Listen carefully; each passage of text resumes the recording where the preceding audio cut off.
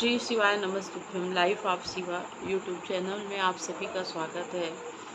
कल की कथा को आगे बढ़ाते हुए जो राजस्थान कोटा में श्री देव पितर शिव महापुराण की कथा हो रही है, उसमें गुरुजी कल की कथा को आगे बढ़ाते हुए बताए कि जब तारकासुर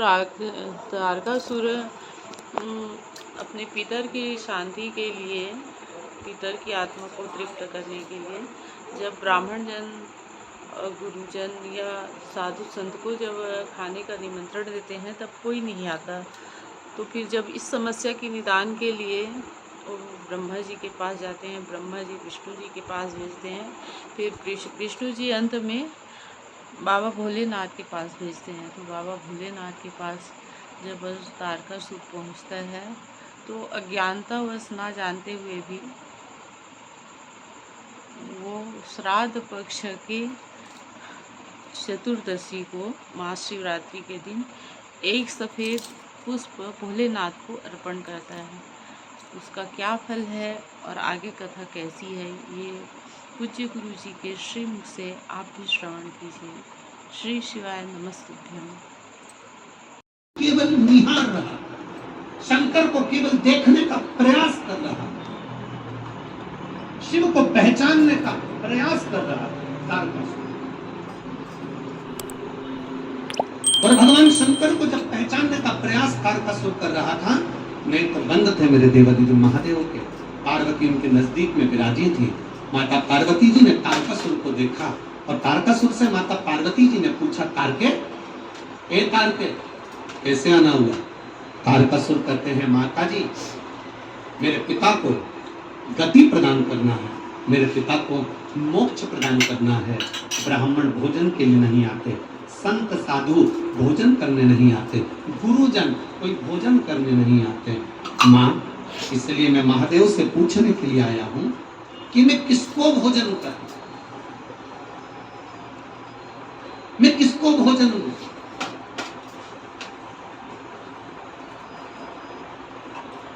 मैं किसको गति प्रदान करूं? पार्वती मैया मौन, चुप, एकदम मौन। माता पार्वती जब मौन हुई, तारकासुर ने विचार करा, मैं महादेव जब तक नेत्र नहीं खोलते तब तक मैं उनकी आराधना करूं। शिव नाम का जाप तारकासुर ने किया। तारकासुर ने जब शिव नाम का जाप करना प्रारंभ करा, भगवान शंकर को रिझाना प्रारंभ करा, भगवान देवादिदेव महादेव राजी नहीं हुए।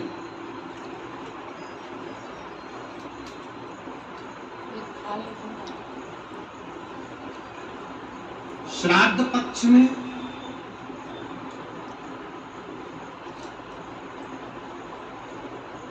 मासिक शिवरात्रि आती है। बोलो ना, बोलो, आती कि नहीं आती? अरे जम के तो बोलो, आती है। श्राद्ध पक्ष में मासिक शिवरात्रि आती है। शायद 13 अक्टूबर की गणना चाहिए। मासिक श्राद्ध पक्ष। तारकासुर को मालूम नहीं पड़ा कि कैसे दिन निकलते गए। एक श्वेत पुष्प तारकासुर तोड़ कर लेकर आए। श्वेत पुष्प।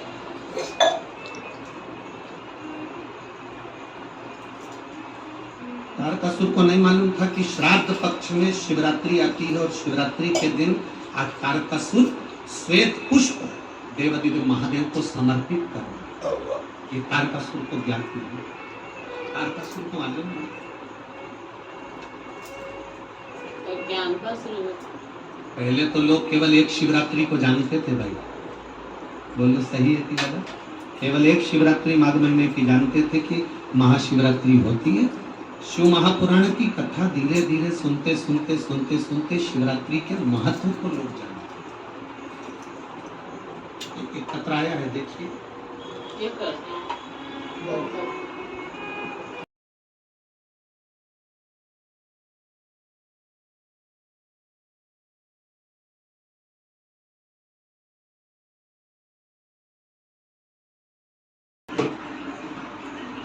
श्राद्ध पक्ष में पड़ने वाली शिवरात्रि का स्मरण जरूर करिएगा। किसी नारी को अगर 32 साल भी शादी को हो गए हो और संतान नहीं हो रही, 30-35 साल हो गए, 32 साल हो गए, 28 साल हो गए, 15 साल हो गए, 20 साल हो गए और संतान का सुख नहीं है, तो श्राद्ध पक्ष की शिवरात्रि की बड़ी महत्वता है, बड़ी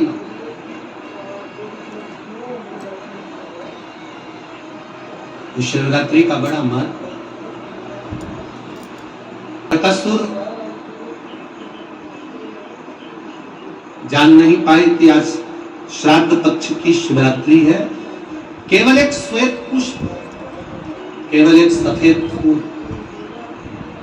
बकासुर ने लेकर आए और बाबा देवादिदेव महादेव का जो स्वरूप था, भगवान शंकर का जो स्वरूप था, उस स्वरूप पर देवादिदेव महादेव ने शिव जी के चरणों में एक पुष्प समर्पित,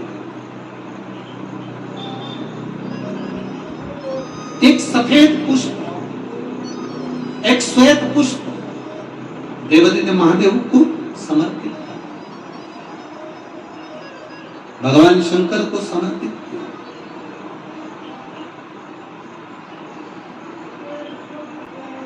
उसका फल क्या हुआ? आप लोग भी निवेदन है, प्रयास करना, पहले देख लेना, शायद हमारे हिसाब से तो 13 अक्टूबर को शिवरात्रि होना चाहिए।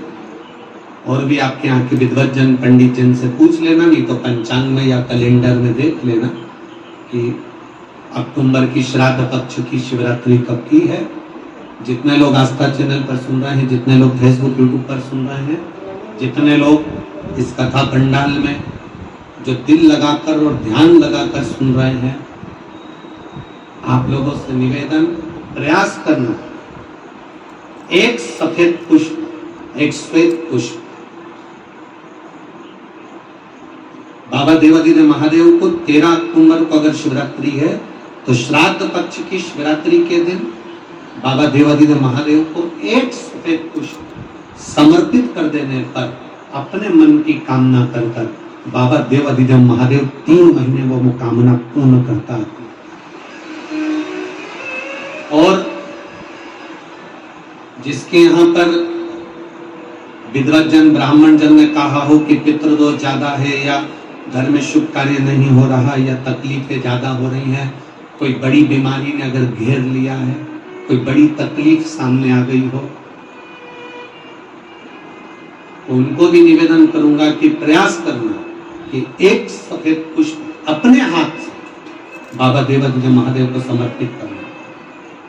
उसके बाद तुम्हें जो बड़ी बीमारी है उसकी जब शिवरात्रि पर आप समर्पित कर दो, 1 महीना पूर्ण हो जाए, अगले महीने की शिवरात्रि आए, श्राद्ध पक्ष की शिवरात्रि जाएगी अक्टूबर की, फिर अगले महीने की जब शिवरात्रि आए तो उसके पहले आपकी जो बीमारी है उसकी एक बार जांच कराना। बाबा देवादिदेव महादेव उस बीमारी को समाप्त जरूर। सब्जी खराब हो गया? नहीं। श्वेत पुष्प चढ़ावे थी। भगवान शंकर का जो श्राद्ध पक्ष का जो शिवरात्रि है उस पर जो श्वेत पुष्प की परिभाषा, उसको हमें जानना, उस परिभाषा।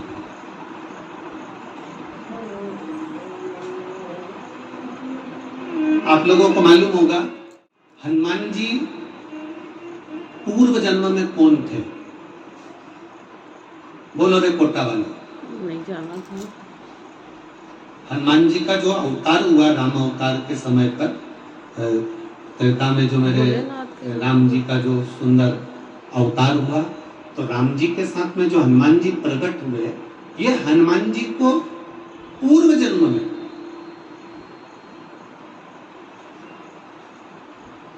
पूर्व समय में जो हनुमान जी को ये वानर का रूप मिला है, राम अवतार के समय पर हनुमान जी का जो स्वरूप प्राप्त हुआ, ये हनुमान जी पूर्व समय में किस रूप के अंतर्गत हनुमान जी को ये रूप दिया, ये किसका अवतार है? ये किसका स्वरूप है, ये किसका अंश अवतार है? कई लोग कह देते हैं ये शंकर भगवान के अंश स्वरूप हैं, शंकर सुवन केसरी नंदन।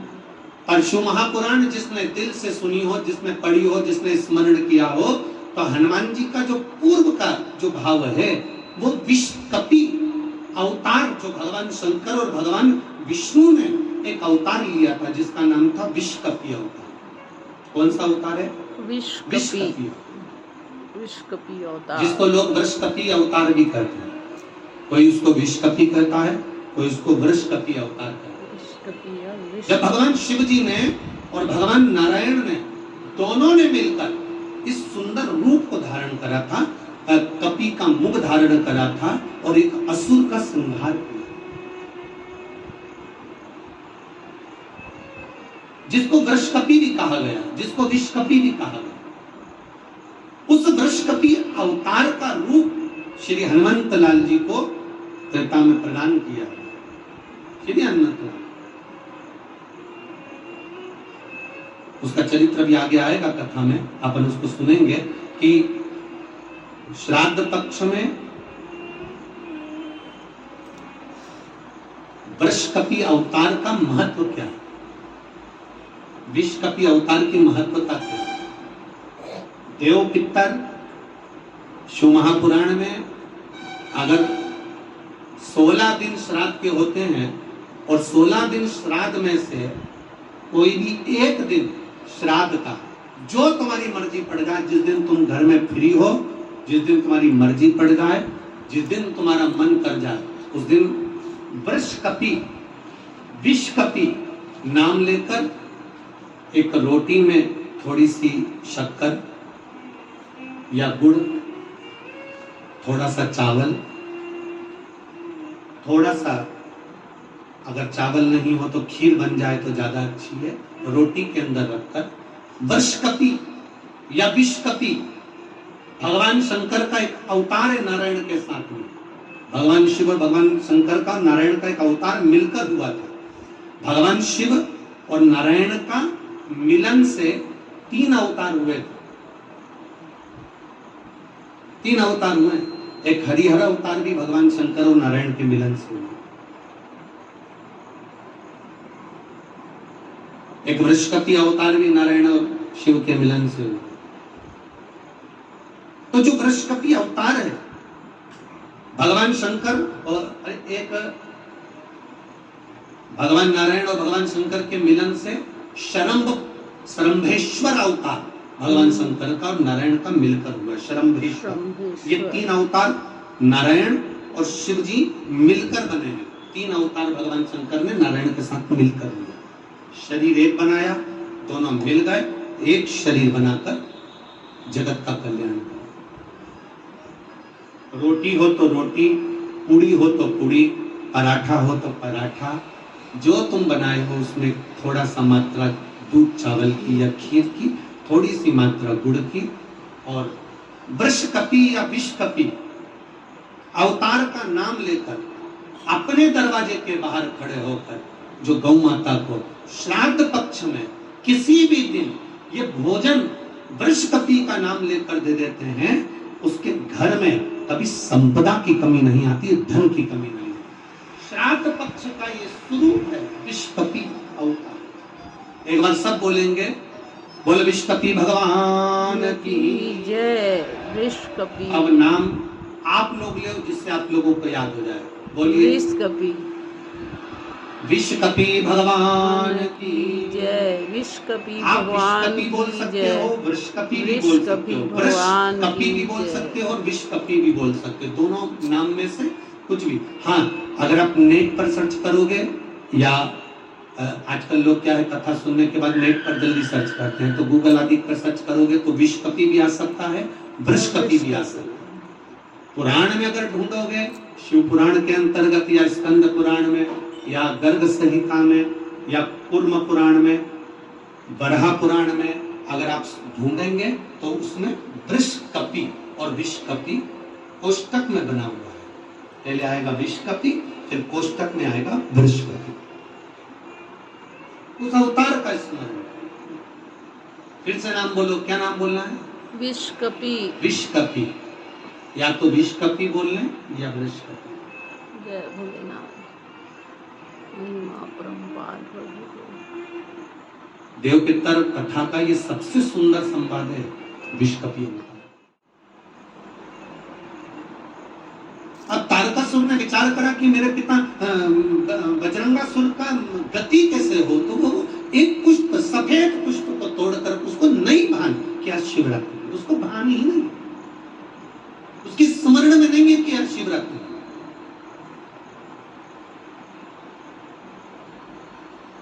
फूल तोड़ा, देवादि ने महादेव के चरणों में समर्पित करा, शिव जी के नेत्र खुले। शंकर भगवान ने नेत्र खोलते से तारकासुर से पूछा, तुझे क्या चाहिए? तारकासुर कहता है, मेरे पिता बजरंगासुर की गति नहीं हुई है, वो भटक रहा है। मेरी माता जब सोती है उनके स्वप्न में मेरे पिता आते हैं। मेरी माता वन में घूमती है, मेरे पिता उसके पीछे चलते हुए दिखते हैं। कभी कभी पितर, कभी कभी पूर्वज, हमको ऐसा लगता है कि हम काम कर रहे हैं और मुझे कोई देख रहा है। कभी कभी ऐसा लगता है कि मैं चल रही हूं, मेरे पीछे कोई चल रहा है।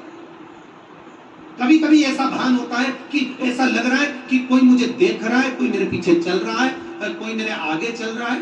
कभी कभी ऐसा भान होता है। तो उसके लिए यहाँ तारकासुर कह रहा है कि मेरी माता को मेरे पिता, मेरे पूर्वज नजर आते हैं, मेरे पिता की गति कैसे हो जाए। तब भगवान शंकर कहते हैं कि तारकासुर, एक तो तू असुर है, तू राक्षस है, और राक्षस होने के साथ साथ तू अपने पिता की गति की बात कर रहा है, ये तो मुझे हंसी आने वाली बात।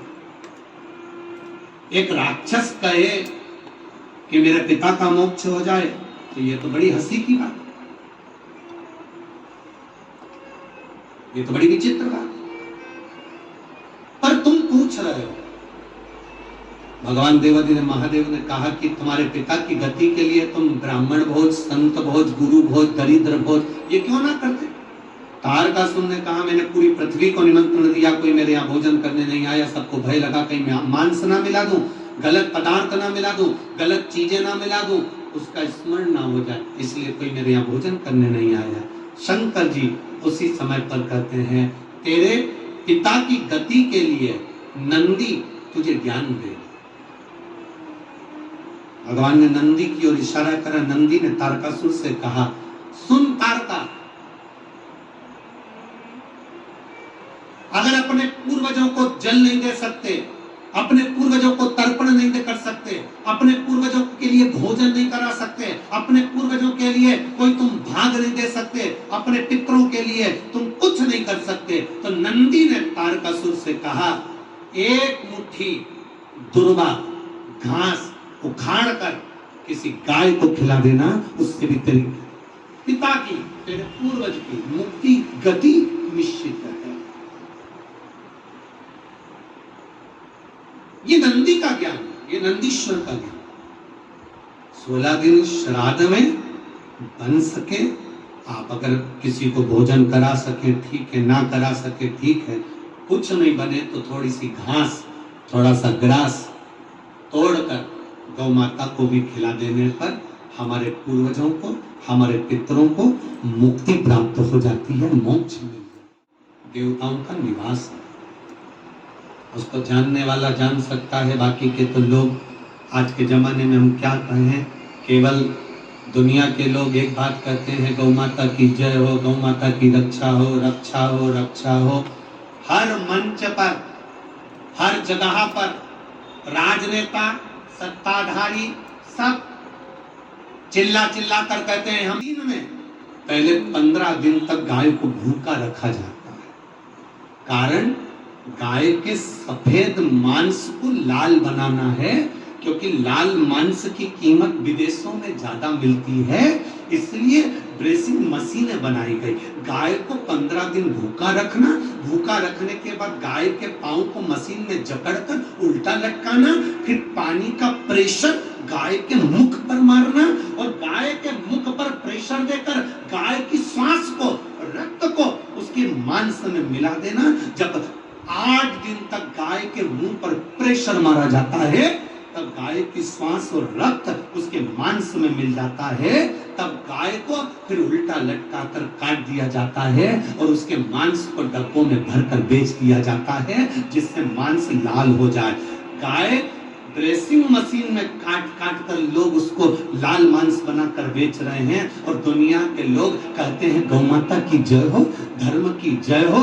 एक गाय भी अगर तुम्हारे शहर की, तुम्हारे क्षेत्र की, तुम्हारी कॉलोनी की, तुम्हारी सोसाइटी की, तुम्हारे मोहल्ले की, तुम्हारे गांव की, तुम्हारे प्रदेश की, तुम्हारे नगर की, तुम्हारे देश की एक गाय भी अगर कटती है तो इस राष्ट्र को भुगतना पड़ता है। ये उपद्रव, कहीं केदारनाथ जी में त्रासदी मच रही, कहीं भूकंप आ रहा, कहीं बाढ़ आ रही, कहीं बीमारी आ रही, कहीं कोरोना आ रहा, कहां से आ रहा? क्योंकि तुम गौ माता की रक्षा नहीं कर पा रहे। इतने बड़े बड़े मंच मिलते हैं, लोग चिल्ला चिल्ला कर कहते हैं, होता जाता कुछ नहीं है, होता जाता कुछ नहीं है।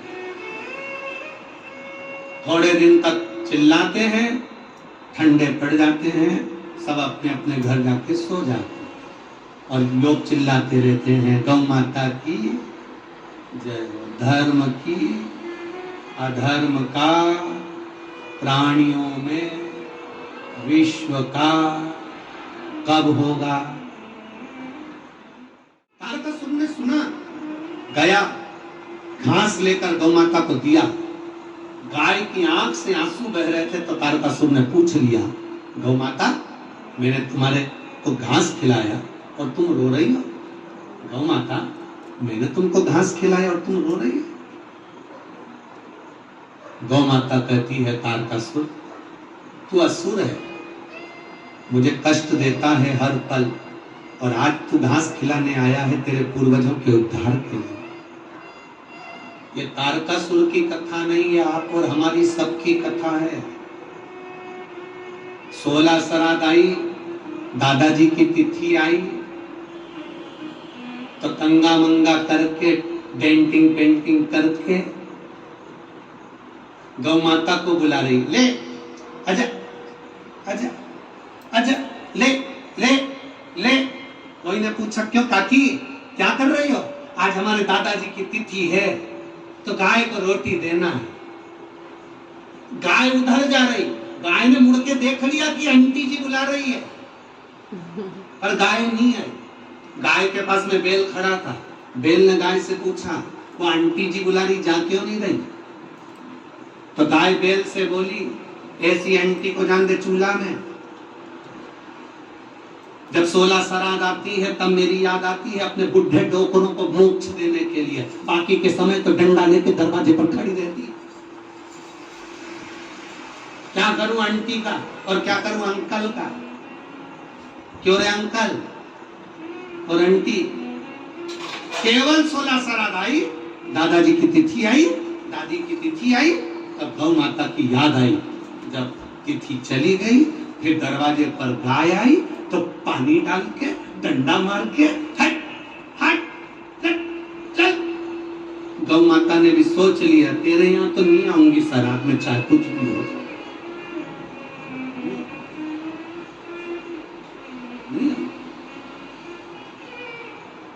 गति कहाँ है? अरे बाबा, शिव की आराधना का जो सुख है वो सुख मैं तेरे भरोसे, मैं तेरे भरोसे हूँ, मैं तेरे भरोसे हूँ,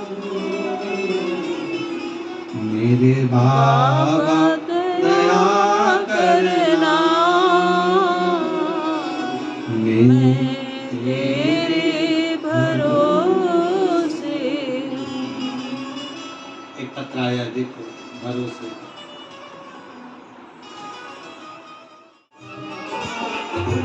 एक समान सबकी बिगड़ी हुई बनाए हो, सबकी बिगड़ी वो ही बनाए, अब सबके भगवान, दरबार में सबका नाता है, शिवलहरी के दरबार में सबका नाता है, बाबा के दरबार में सबका नाता है, मेरे बाबा के दरबार यहाँ पर सबका खाता है, वो सबका खाता है, यहाँ पर सबका खाता है, सबका खाता है, यहाँ पर सबका खाता है, भोले बाबा के दरबार में सबका नाता है, बाबा के दरबार में सबका शिवलहरी खाता है, भोले बाबा के दरबार में सबका खाता है, मेरे बाबा के दरबार में सबका खाता है, मेरे बाबा के दरबार में सब अपने स्थान पर बैठ। ब्रह्मा जी और भगवान विष्णु ने मिलकर एक पर्वत को घुमाया और उस पर्वत को घुमाकर शिवलिंग की उत्पत्ति हुई। एक शिवलिंग प्रकट हो गया।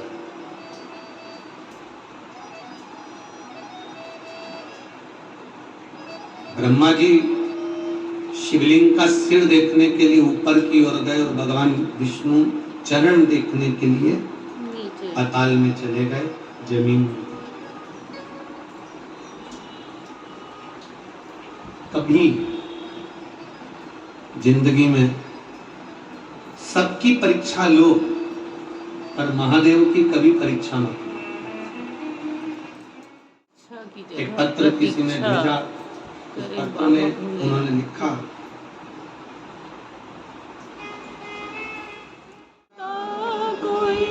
दर से तुम्हारे मैं भी खड़ी हूँ, बाहें पसारे। एक पत्र और बड़ा सुंदर है, देखिए। अपने मैं पिंकी अंशोरिया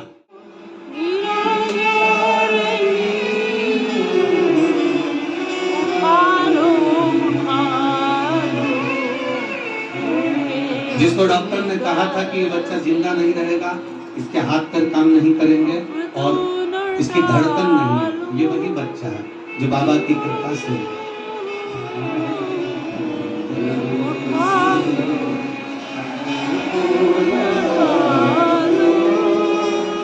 शिव तक।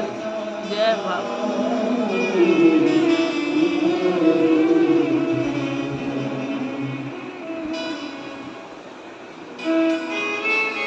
हर लुटा दिया भंडार काशी वाले लुटा दिया, लुटा दिया, और लुटा दिया भंडार काशी वाले ने कर दिया। इन सारे पत्रों में, ये जितने पत्र हैं उन सब में मोबाइल नंबर है, इन सब पत्रों में एड्रेस है, जिसको बाबा ने दिया है उन्होंने इस पत्र में लिखा है। केवल यही पत्र नहीं, यहाँ भी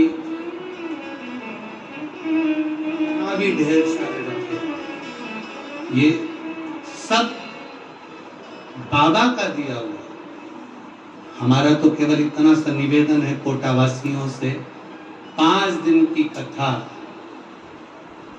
माननीय विधायक जी श्री संदीप शर्मा जी करा रहे हैं। आप लोगों ने सावन के महीने में 1 लोटा जल चढ़ाया होगा, उसका पुण्य प्रबल हुआ होगा, तो संदीप शर्मा जी ने ये कथा विधायक जी ने यहाँ पर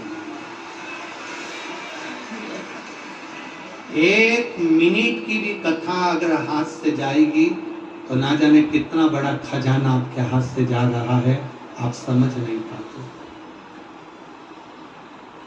सुनो, धारण करो।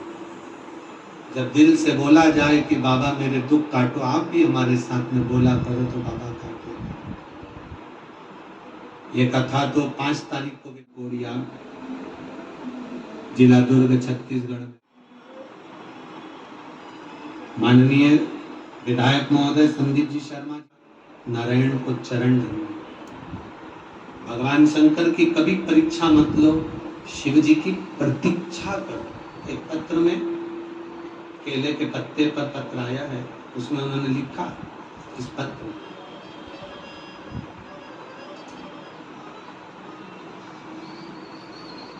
मैं इंदिरा मार्केट में रहती हूँ। इंदिरा मार्केट यही है कोटा में। मैं रितु शर्मा हूँ। रितु शर्मा है, बिल्लू शर्मा है। मैं टीवी पर कथा सुनती हूँ, कहीं बैठी हूँ तो हाथ हिला सकती हूँ। मैं बाबा से रोज कहती थी, गुरु जी वो सियोर वाला महाराज कहता है जो मांगो वो मिलता है, मुझे 3 मंजिल का मकान दो। गुरुदेव, मेरे घर के लोग कहते थे ऐसा होता है क्या, फालतू की बात है, ऐसे तो ना जाने कितने महाराज आते हैं टीवी पे। आप जिस भरोसे के साथ उसको भजते हो तो खाली कैसे छोड़ो। मेरी जीजियों और मेरे जीजाओं, ग्राउंड में भले जगह नहीं हो पर मेरे भोलेनाथ के दिल में तुम्हारे लिए बहुत। केतकी का फूल झूठ बोल दिया, गौ माता ने झूठ बोल दिया, श्राप लगा, ब्रह्मा जी का सिर कटा, कर्मनाशा नदी प्रकट। आगे सृष्टि खंड बढ़ा। दक्ष प्रजापति के यहाँ सती माता का जन्म हुआ और वो सती मैया जो शिव की आराधना में लीन रहती थी, भगवान शंकर की भक्ति में डूबी रहती थी। बाबा देवादिदेव महादेव विवाह के बाद में उनको कुंभज ऋषि के यहाँ कथा सुनाने के लिए ले गए। अगस्त बाबा के यहाँ कथा सुनने के लिए गई, अगस्त ऋषि के यहाँ कथा सुनने के लिए गई और बाबा देवादिदेव महादेव के यहाँ कथा जब श्रवण करने के लिए गई, शिव कथा कहती है, शिव महापुराण के सामने पंडाल में बैठकर, कथा में बैठकर, भले टीवी के सामने कथा सुन रहे हो, चाहे मोबाइल पर सुन रहे हो, चाहे पंडाल में बैठकर कथा सुन रहे हो, भगवान की कथा को सुनते हुए हमारे मन में जो भाव आता है भगवान वो पूरा करता है। सती मैया के मन में भाव आया कि मेरे पति शादी होने के बाद दुनिया के पति घुमाने के लिए लेकर जाते हैं, पर मेरे पति शादी होने के बाद मुझे कथा सुनाने के लिए लेकर आए हैं, इससे तो ये शरीर जलकर भस्म हो जाए तो अच्छा। और वही हुआ, सती माता का शरीर जलकर भस्म। क्रोध की अग्नि में सती माता जल गई और उनका शरीर भस्म हुआ। कथा सुनते सुनते हम जो दिल से मांगते, हम जो दिल से कहते, बाबा सुनता है। श्री शिवा नमस्तु, श्री शिवा नमस्तु, श्री शिवा नमस्तु, श्री शिवा नमस्तु, श्री शिवा नमस्तु। भोला सब दुख काटो हमारा, ओ भोला सब दुख काटो हमारा। शिव शंकर जपो तेरी माला, भोले बाबा जपो तेरी माला, भोला सब दुख काटो हमारा, ओ भोला सब दुख काटो। वेश है मंगल का, वेश है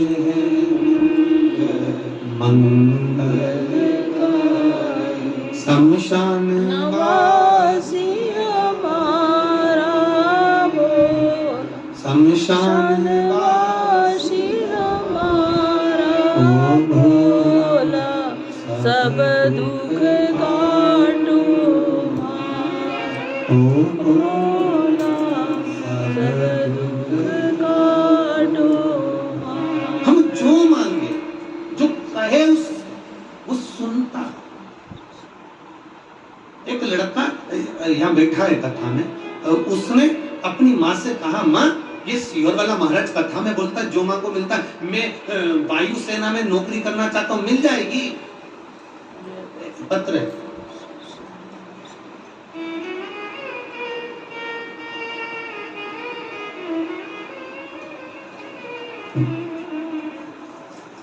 मैं वायुसेना में नौकरी करना चाहता हूं, मिलेगी क्या? मिल सकती है क्या?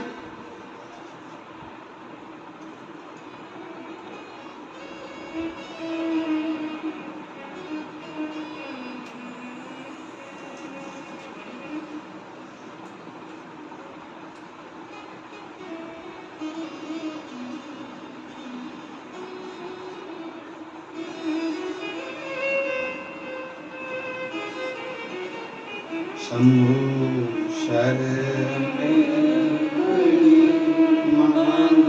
घड़ी रे घड़ी दुख काटो, दया करी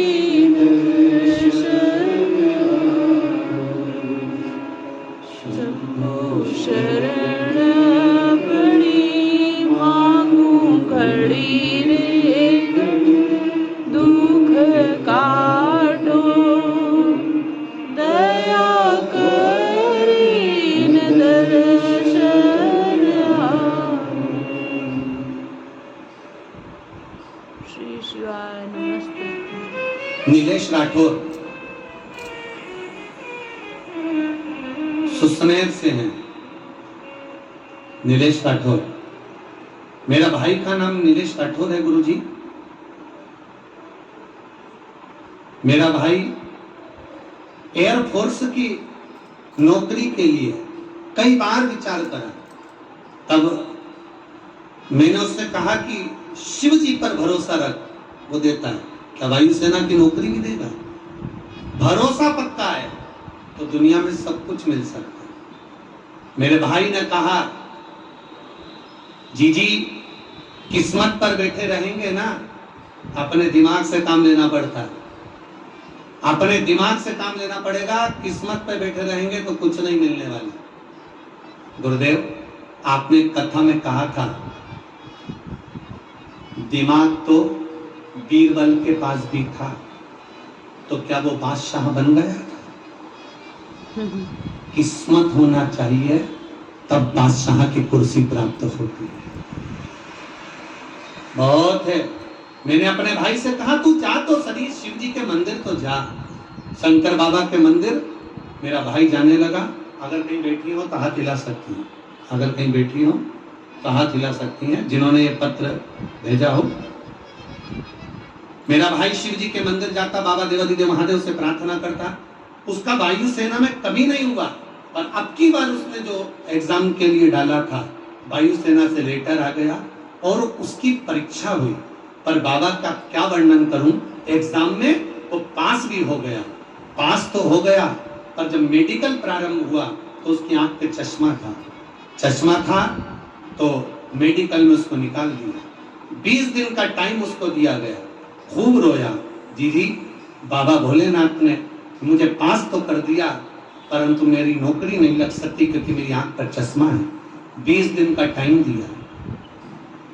मैंने मेरे भाई से कहा 20 दिन बहुत दिन होते हैं। वो सियोर वाला कहता है कि अगर दिल लगा लिया तो 15 मिनट में सुने। तू लगा, बाबा के चरणों में जा, आंख में जल लगा। शिव जी के चढ़ा हुआ जल जब आंख में लगाना प्रारंभ हुआ, 20 दिन बाद फिर मेडिकल कराया गया और मेडिकल कराया तो उस मेडिकल में मेरे भाई का सिलेक्शन हो गया और मेरा भाई एयरफोर्स में सर्विस करने लगा। ये शिव तत्व हो बड़ी, ये शंभू है। यहाँ से निकाल दी, बची कुची थी कपड़ा में से झटकार दी, होती रहती होगी। हमको तो ऐसा लगता है कि बहुत सारे कथाकार कोटा में आते होंगे और तुम लोग कथा सुनते होंगे और वो सुनाते होंगे, टाइम निकाल देते होंगे, चले जाते होंगे और तुम ऐसे ही वीआईपी में आते रहते होगे और ऐसी बड़बड़ करते रहते होगे और कथा चलती रहती होगी। पर हमने नहीं सीखा है। अब की बार गलत व्यक्ति से पाला पड़ गया तुम्हारा।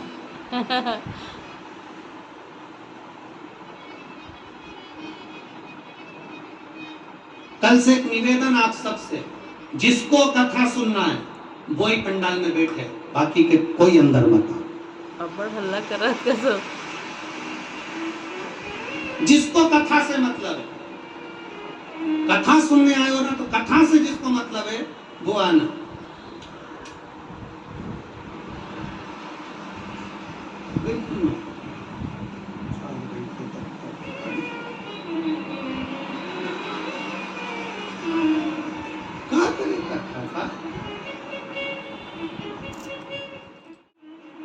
कथा कहते हैं, भरोसे से कहते हैं, और आपको भी कहकर जा रहे हैं, दिल से सुनना। 3 महीने में पत्र इसी व्यासपीठ पर रखा हुआ तुम्हारा में, दिल से सुनो। कितने प्रेम से कथा करवाई है विधायक जी ने, कितने प्रेम से। ये विधायक जी को कहीं शिव जी की बड़ी कृपा हुई होगी जिन्होंने इतने प्रेम से इस कथा को लेकर आए। आप जितने प्रेम से सुन सकते हो उतने प्रेम से सुनो, जितने प्रेम से। शिव जी ने कथा में बैठकर सोचा था कि मुझे राम का दर्शन हो जाए, राम का दर्शन हो गया। ये कल्प वृक्ष है शिव महापुराण की कथा, जो बैठकर मांगते हो कथा के पंडाल में, वो तुम्हारी झोली में प्राप्त होता ही है। ये पक्का, जो तुम मांगोगे वो तुम्हें मिलेगा, ये निश्चित है। कल्प वृक्ष है शिवपुराण, कल्प वृक्ष मिले तुम।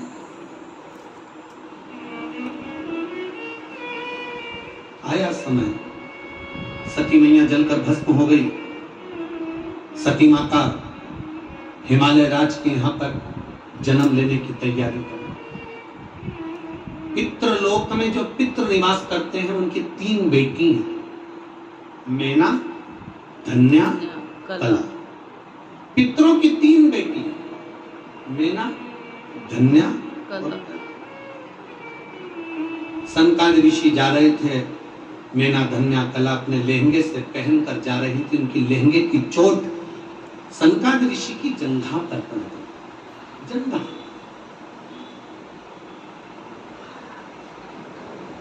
जब बेटा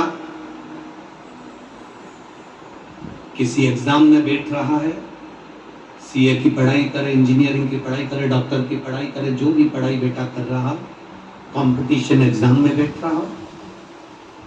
हम ये कोटा में बहुत बच्चे कोचिंग करने आते हैं, हम उन बेटों से कहेंगे, उन बेटियों से कहेंगे, तुम हिम्मत मत हारो, अपनी हिम्मत मत हारो, टेस्ट दो, एग्जाम दो, एग्जाम के साथ, पढ़ाई के साथ देवादिदेव महादेव पर भरोसा रखो, विश्वास पक्का रखो। दुनिया में ऐसा कोई काम नहीं जो तुम नहीं कर सकते, ऐसा कोई काम नहीं जो तुम नहीं कर सकते। जरा सा टेंशन आया, डिप्रेशन आया और अपने प्राणों को त्याग दिया, माँ बाप के बारे में सोचा ही नहीं, ये श्रेष्ठता नहीं है। हिम्मत मत हारो। मेरा माताओं से निवेदन है, तुम्हारा बेटा कहीं पर भी पढ़ाई कर रहा हो, कहीं पर भी विद्याध्ययन कर रहा हो, कहीं पर भी वो कंपटीशन एग्जाम में बैठ रहा हो, किसी भी जगह, श्राद्ध पक्ष में 3 सफेद फूल, 3 चावल के दाने, 3 सफेद फूल, 3 चावल के दाने एक कटोरी में अपने दरवाजे के नजदीक में अंदर की ओर उसको रखो। किसी भी दिन जब तुम्हारा मन पड़ जाए, श्राद्ध पक्ष में करने के लायक है। बस तुम्हारा बेटा कंपटीशन एग्जाम में बैठा हो, परीक्षा दे रहा हो, नौकरी के लिए अप्लाई कर रहा हो, या उसको कोई कुछ पाने की ललकता है, वो नहीं कर पा रहा है, या दुकान व्यापार व्यवसाय के लिए कार्य कर रहा है पर उसका नहीं जम पा रहा, कोई लोन लेने के लिए अप्लाई कर रहा है, नहीं जम पा रहा, तो 3 सफेद पुष्प और 3 चावल के दाने। पितरों की तीनों बेटियां मैना, धन्या और कला। नाम बोलिए फिर से। मैना, धन्या, कला। और कला। पितरों की 3 बेटियां, इन तीनों बेटियों का नाम लेकर दरवाजे के पास में कटोरी को रखकर जो बेटा जो बेटी जो कंपटीशन एग्जाम में बैठ रहे हैं या कुछ ना कुछ करने की उनकी ललकता है, उस बेटा बेटी का नाम स्मरण गोत्र बोलकर उसी चावल और पुष्प को बाबा देवाधिदेव महादेव के मंदिर में भगवान श्री नंदीश्वर को स्पर्श कराकर शिव जी की अशोक सुंदरी वाली जगह, अशोक सुंदरी की जगह मालूम है ना सबको, अशोक सुंदरी का स्थान, अशोक सुंदरी वाली जगह पर इसको समर्पित कर दो। 3 महीने के अंदर बाबा देवाधिदेव महादेव उसकी नैया पार जरूर करेगा, निश्चित। पर इसके साथ में उसकी मेहनत, उसकी लगन, उसका भरोसा, उसकी दृढ़ता, उसकी पढ़ाई पक्की होना चाहिए, उसका कर्म पक्का होना चाहिए, उसकी मेहनत पक्की होनी चाहिए। कितने पुष्प? 3। कितने चावल? 3। नाम बोलिए। जम के बोले, इधर धन्या, वाले भी कला। और इधर वाले भी सब बोलो। मैना, धन्या, धन्या, कला और कला। ये 3 बेटी पितरों की 3 लड़कियां हैं जो पितृलोक में निवास करती हैं। इनके नाम स्मरण कर कर समर्पित करता है। भोलेनाथ, समय आया, नंदीश्वर। तीनों देवियों को श्रापिता लगी तो वो भूमि पर आई और उनकी गोद में, मैना की गोद में माता पार्वती जी का जन्म हुआ। माता पार्वती जब बड़ी हुई, भगवान शिव के प्रति उनकी लगन हुई और शंकर भगवान के साथ में माता पार्वती जी का मंगल विवाह हो रहा है। जोरदार ताली बजाकर शिव पार्वती के मंगल विवाह का स्मरण। तथा देव पार्वती जी शिव जी के गले में जयमाला पहना रही है। जोरदार ताली बजाएं। भगवान शंकर के गले में जयमाला दे रही है। भगवान देवाधिदेव महादेव माता पार्वती जी के गले में जयमाला पहना रहे हैं। जोरदार ताली बजाइए। हर हर महादेव हर। आज दूसरे दिन की कथा यहाँ विराम ले रही है। हर आप जो स्वयं